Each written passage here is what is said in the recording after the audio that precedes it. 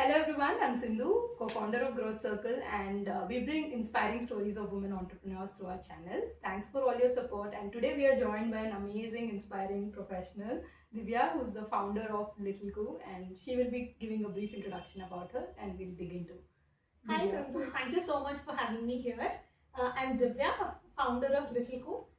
Little Coo is India's first certified toxin-free staples for babies and toddlers.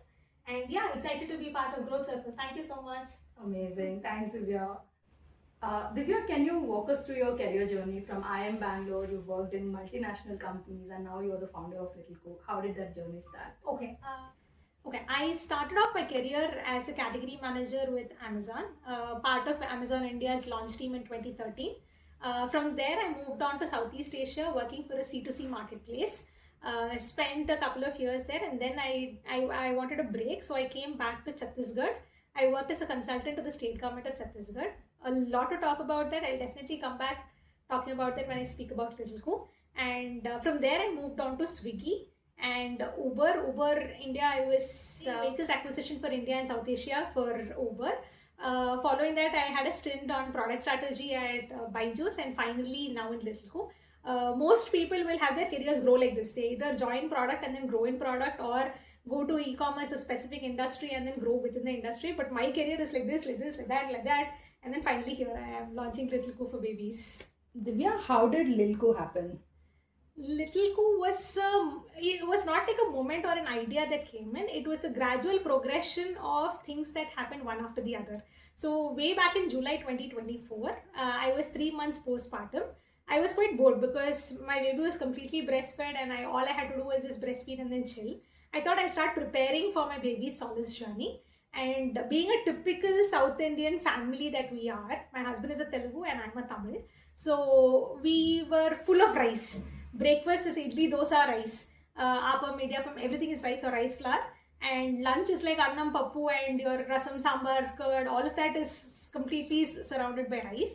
And dinner is also some form of rice. So we were like at least 40% of our entire body is rice. So we wanted to ensure that, like every other mom, we want the best for our babies, right? So that's when I thought, before we fix everything else, the rice and the dal that I give my baby should be the best. Now, today, all of us see labels, read labels. We look at the ingredients, we look at the nutrient information, and then make choices. Now, when I look at products for babies, I see rice and dal, good. Now, how is this rice and dal coming from? That's the next question that I obviously ask. And when they say this is organic, good. But organic just means that there's no chemicals. There's nothing more to the term organic. And I mean, artificially included chemicals like pesticides or fertilizers or something like that. Now, the actual fact lies in the matter, asking the question like whether the soil and the water in which the crop is growing is nutrient rich or not. Because the grains that we see gain the nutrient from the soil and water. If the soil lacks nutrition and if the water is contaminated, the crop, whatever certification it has, will not contain the required nutrients. So that is when I started searching for it. So when I used to breastfeed my baby like this, with my phone I started searching for information on soil nutrition, water contamination, and that's when I figured this institute called Indian Institute of Soil Research. They've built a database of every agricultural land piece in India and the nutrition of that particular land piece. They have NPK and pH levels for the whole of the country recorded there. So being quite inquisitive about analytics, I downloaded all of this data, state level, district level, mapped up in a geospatial map, and then started visualizing this data, only to be shocked and figuring out the fact that only less than 10% of India today contains nutrient-rich soil. So that is when I engaged in a conversation with my ex-boss. She's an IAS officer who came to meet me and my baby when my baby was 3 months old. And she pumped up and she was like, I will let you meet these 10% farmers. Go meet them. You love traveling and you should be doing this. And we started meeting these farmers. Fortunately for me, I got the right contacts at that point in time. I packed up, I was full pumped, I took my baby and we started meeting these farmers, living with them. It was one journey of my lifetime. I think I've missed doing all these years, working in corporate, staying in Bangalore. We never thought we should do this. Holidays for us were just vacations, staying in resorts. Now that's when we started doing this. End of the trip, I collected 66 samples for just rice. and came back to Bangalore. I did not even know where to test this. And that's when my experience in Swiggy came in handy. So I had the contacts of the food safety team in Swiggy, and they helped me find laboratories in Bangalore who will do the testing for nutrition, toxins, pesticide residues, and all of this. So I sent out the samples, got the testing done, and that's when I found this gold. I will literally call this gold. And I found the rice which was arsenic free, lead free, like all toxins that we tested for, it was free of that. Now I contacted this farmers group again, got 100 kgs of it. 20 families and friends, 20 families together. We shared 5 kgs and all of it got over very happily. Now, in the next round, when I went to procure, we hit a bottleneck. The bottleneck was there was a regulation in India which banned export of non-basmati rices out of India. So, because of this particular export ban, the previous time I was able to procure 100 kgs. Now, because the ban was lifted when I went back again, the entire produce was taken over by the exporters. They export this particular rice variety to Japan and Germany.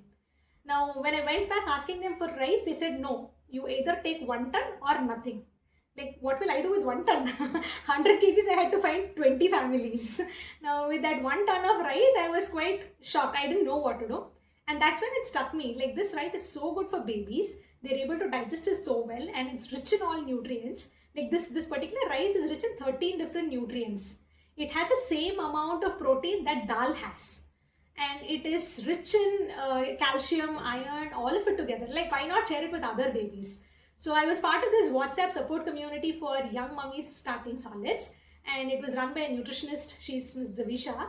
And I asked her, like, can I share this with the moms in the group? She was like, why not? Do it. Very good. And I sent a message to all of them saying, this is the price and I have this. If you want, please take it from me. So many moms came forward to try this, and they were so happy with the product that they came back and did a repeat purchase. And when they did the repeat, they started recommending this product on the group saying, if you're starting solids, get rice from Divya. Now, get rice from Divya was sounding a little weird. That is when we thought, okay, we need to give it a name. And shipping it out to so many people who started asking me saying, what rice is this? Can I also get some? Became a nightmare because I was sitting with a baby at home. How can I pack and do this individual shipments? So that's when we thought we needed a place or a person who can do the shipment on behalf of us. And we thought, no, none other than Amazon could do it reliably. So that's how Little Co came into existence. I would love to talk about your 0 to 1 journey, especially in terms of your supply chain, right? How did you build it with the farmers? Any challenges you had to overcome? Okay, this is an interesting question. Now, if you look at the landscape for this particular category, okay, you have Slurp Farm, you have Early Foods, you have Tots and Moms. Each of these players are having, like Slurp Farm has a contract manufacturing setup in Tamil Nadu. Like Early Foods, she has her own manufacturing facility. And your My Little Moped, there's a manufacturing facility behind it. But for Little Co, there is no manufacturing facility. We work directly with the farmers to an extent that, and it's not even like your Two Brothers where all farmers are within the 5 districts surrounding the farms that, Two Brothers is situated. For us, today I've curated 7 products. Rice comes from Dantewada in Chhattisgarh. Dal comes from Ganjam district in Orissa. Ragi comes from Chitradurga district in Karnataka, and Moringa leaves comes from Theni district in Tamil Nadu. And each of these products comes from different states altogether. So I have 6 different states to manage. The interesting challenge in this process is transportation. That leg has still not been solved for the districts that I'm talking about. Rice, my first order, the way it came, it was very interesting. I told them, okay, send me 100 kgs of rice, but how will they send? There is no delivery picking up from their doorstep and dropping it at my doorstep. So the only way they could do it is India Post. And the next time when I asked for shipping out like 300 kgs, Indian Railways, they had to pick it up from Dantewada, drop it in the railways, book a cargo, and then that came to Visakhapatnam. And I had to send my brother to do a shipment booking from Visakhapatnam to Yashwantpur. And in Bangalore, going from Bellandur to Yashwantpur itself is like a journey altogether. So we went to Yashwantpur to pick up the cargo and come back. So yeah, transportation of this the remote district is still not solved. That is one of the challenges that we still face. We can't predict that saying, the shipment has been shipped out from Dantewada, it will reach you in 7 days. It will take even 14 days or 24 days to even, do this shifting of the cargo to ensure that it reaches us. Amazing. I think thanks for sharing that. I think not everyone talks about the challenges so openly, but kudos to you. This is a real challenge for us. Yeah, kudos to you for taking the effort to work with these farmers and building that, right? Divya, now switching gears a little bit and talking about customer feedback. You talked about it, how it all was like more organic through word of mouth. So I want to understand what role did customer feedback play in shaping the product and your business model? Okay, an interesting use case here. The first thing I told you, right? We shipped out 5 kg pack to a family. Now they kept using the product and suddenly they came back and said, you know what, your rice has weevils. Weevils today, I don't know, I think we're all shaped to think that weevils are evils. But unfortunately, if the product is not containing any chemicals, it is 100% natural for it to attract weevils. Okay, and if a rice is infested by weevil, all you need to do is just wash and use. That is all. You don't have to discard that. But personally, I've been discarding it all long, 10-15 years of running a household in my family. But unfortunately, we've been doing it the wrong way. The one that doesn't have weevils is the one that is supposed to be consumed. I still remember my grandmother, drying it out in the sun. And, if the flour has weevils or worms, they sieve it out. I don't remember where the sieve is in my house.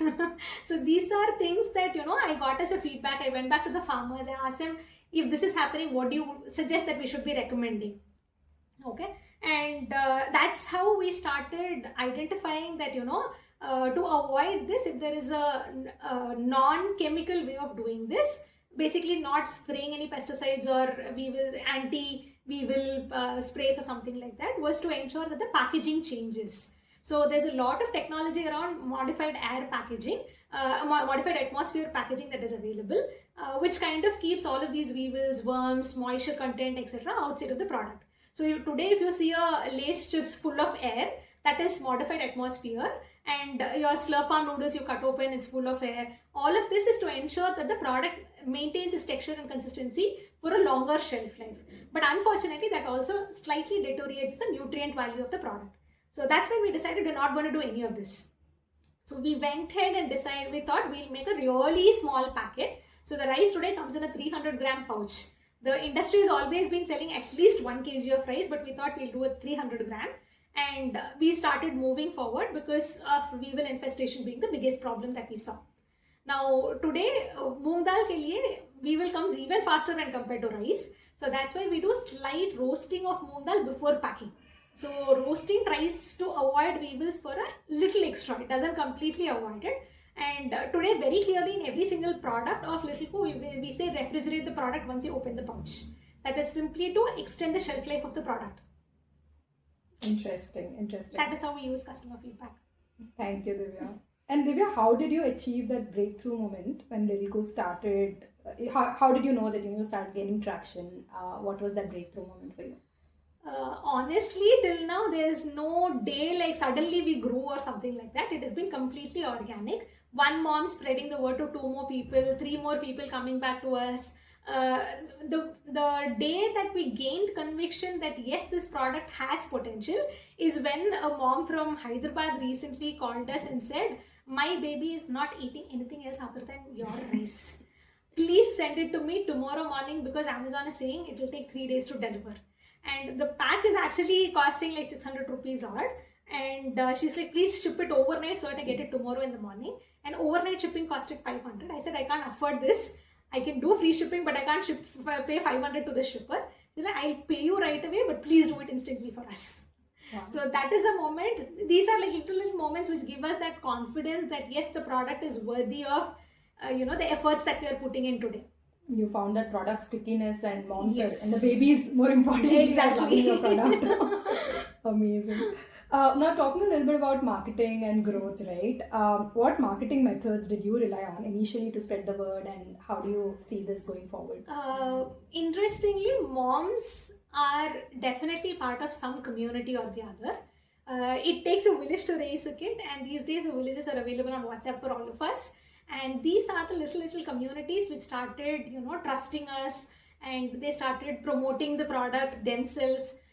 Till date, never have I actually told any of these moms saying, if you like the product, go and tell somebody else. But they still did that because they wanted this goodness to be available for as many people as possible. So we majorly rely on communities, engagements, and recently we've started building our own community also. We have a few hundred moms with us who are Little Co moms today, and they also help us try the new products, give feedback, and then they help us build products also. So it's like now become a community activity of building products for us. And beyond this, we completely rely on influencer marketing. And to influencers also, we don't do a lot of paid collabs. Most of our collabs is barter, where I send the product, I tell them very clearly, you use the product first, then give it to your baby. Because babies for us are very precious, and we can't just take some random product out of the shelf and share it with babies. So these are just staples. So you try, offer it to the baby. If the baby likes it, then share it with your audience. If the baby doesn't like, please come and tell me immediately. So this is the way that kind of gave the confidence for the moms also to start trusting us. And today we don't give any guidelines like major brands saying that, you know, you should do this, talk about this.